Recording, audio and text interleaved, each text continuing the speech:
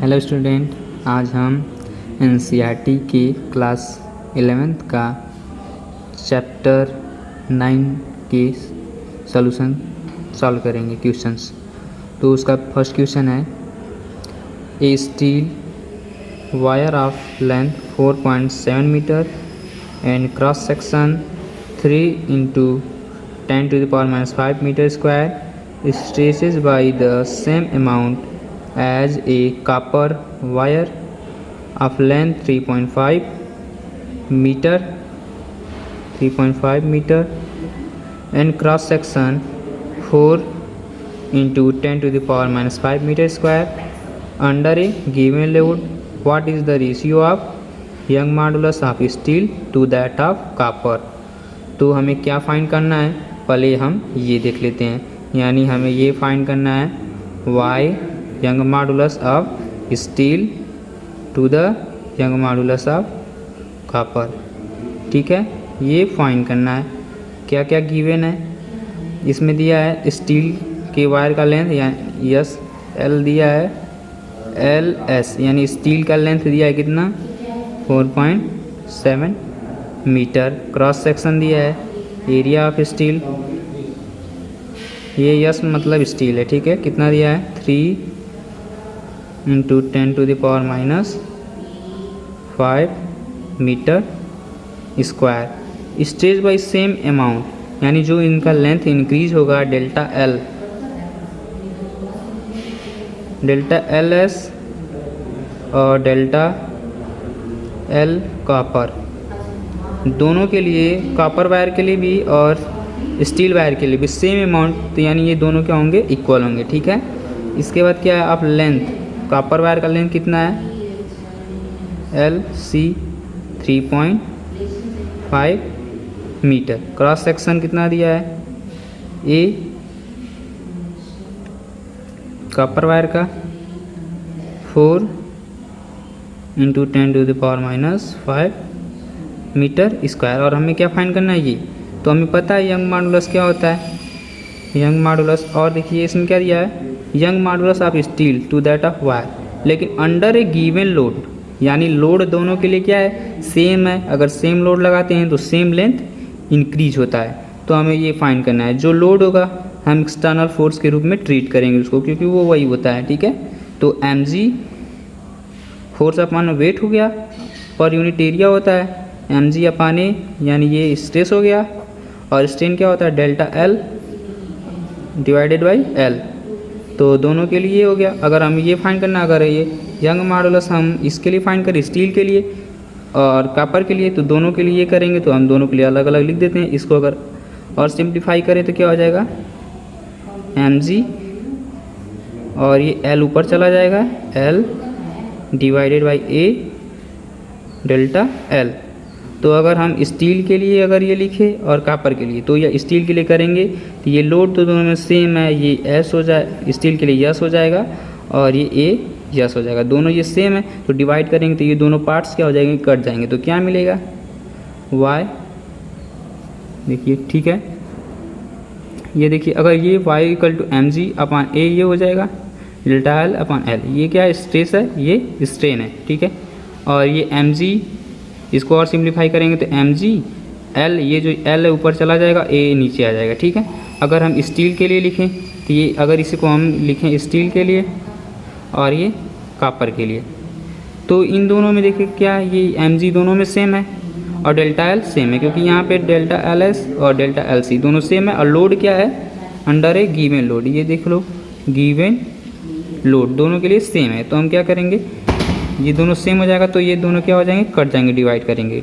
तो क्या बच जाएगा हम लोगों का, एम जी कट गया, यानी एल अलग यहाँ पे करेंगे स्टील के लिए और कॉपर के लिए अलग अलग। तो ये वाई एस के लिए क्या हो जाएगा, L S divided by A S, और डिवाइड करेंगे तो मल्टीप्लाई करके ये हो जाएगा A C divided by L C, और दोनों वैल्यू हम पुट कर देंगे। एल एस कितना दिया है, L S 4.7 metre area of cross section कितना दिया है, AC 4 into 10⁵ metre square divided by AS value put करेंगे 3 into 10⁻⁵ metre square into LC के वैल्यू कितना है 3.5 मीटर।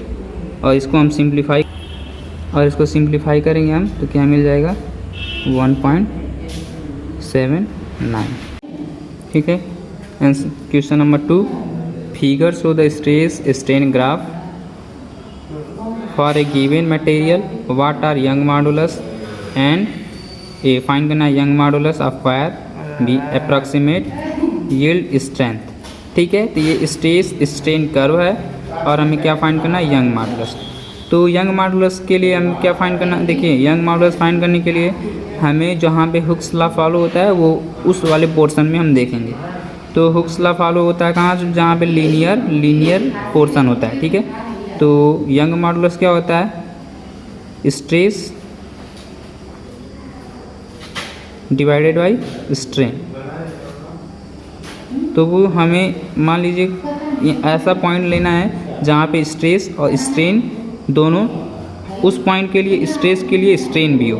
ठीक है, तो हम इसको अगर ध्यान से देखें तो इस वाले पॉइंट पे जहाँ पे स्ट्रेस कितना है 150 इंटू 10⁶ देख लेना, ये यहाँ पे ये भी है Newton metre power -2।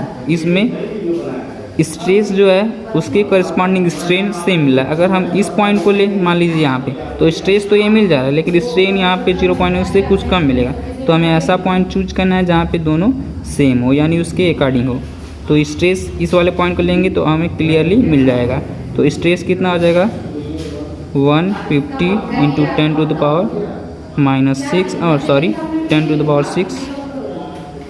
Newton metre power -2 divided by 0.002। तो इसको हम सिंप्लीफाई करेंगे तो क्या मिल जाएगा,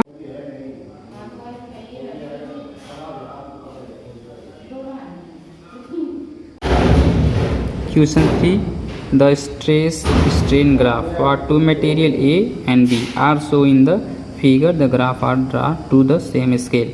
यानी ये जो है सेम स्केल पे मेजर किए गए हैं स्ट्रेस और ये स्ट्रेन कर्व है। ठीक है, तो इसमें क्या फाइंड करना है, which material has a greater young modulus. ठीक है, और सेकंड क्या है, which of the two is stronger material. तो जो यंग मॉडुलस होगा वो ग्रेटर किसका होगा, जिसका स्लोप मैक्सिमम होगा। तो अगर हम ध्यान से देखें अगर इस पॉइंट से, तो यंग मॉडुलस इस मटेरियल ए का मैक्सिमम होगा क्योंकि जो स्लोप है मटेरियल ए का ग्रेटर है। तो आंसर क्या हो जाएगा, फर्स्ट लिखेंगे young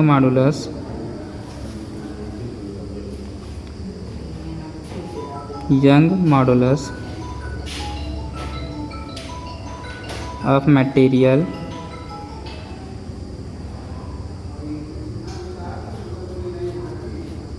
A has greater value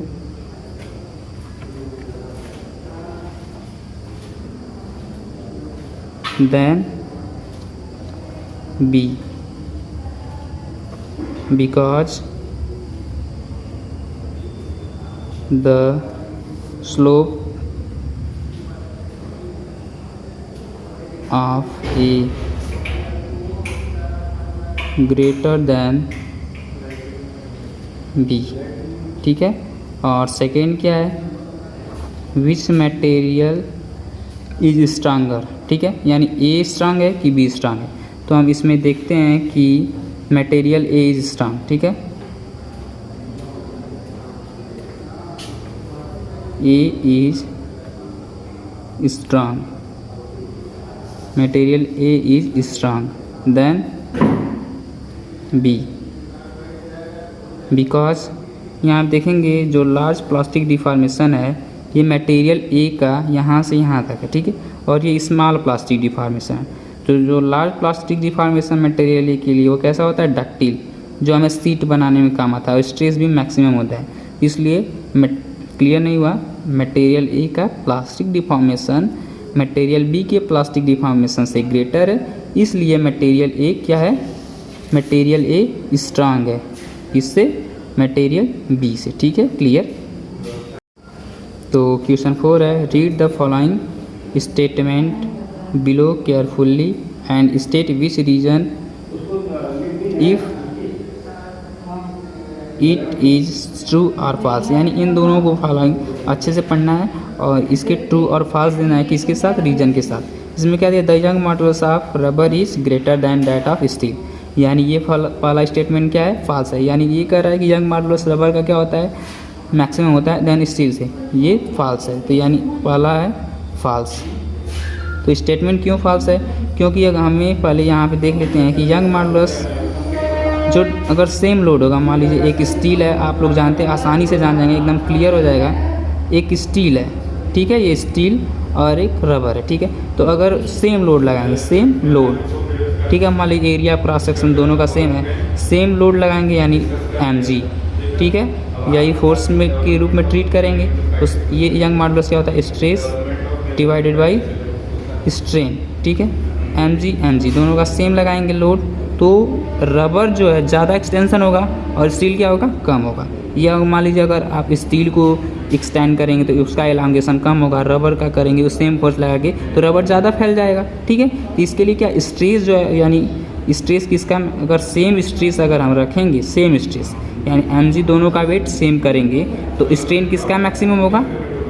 strain delta L upon L, तो यानी इसका क्या होगा? स्ट्रेन मैक्सिमम होगा, यानी रबर वाले का, यानी वाई आर क्या हो जाएगा? ये स्ट्रेन इन्वर्सली प्रोपोर्शनल, यानी दोनों सेम है, तो Y R less than Y S. ये एक रीजन है, इसलिए Young's modulus of rubber is less than of steel, यानी ये वाला स्टेटमेंट क्या है? फॉल्स है, ठीक है। और सेकेंड क्या है? The stretching of a coil deformed by shear modulus. इसमें क्या है? अगर कोई कॉयल है, ठीक है, इस तरह से, तो इसका आंसर क्या हो जाएगा? ट्रू। यानी अगर कोई कॉयल है, ठीक है, अगर इसमें हम क्या करेंगे? स्ट्रेच करेंगे तो इसका क्या चेंज नहीं होगा?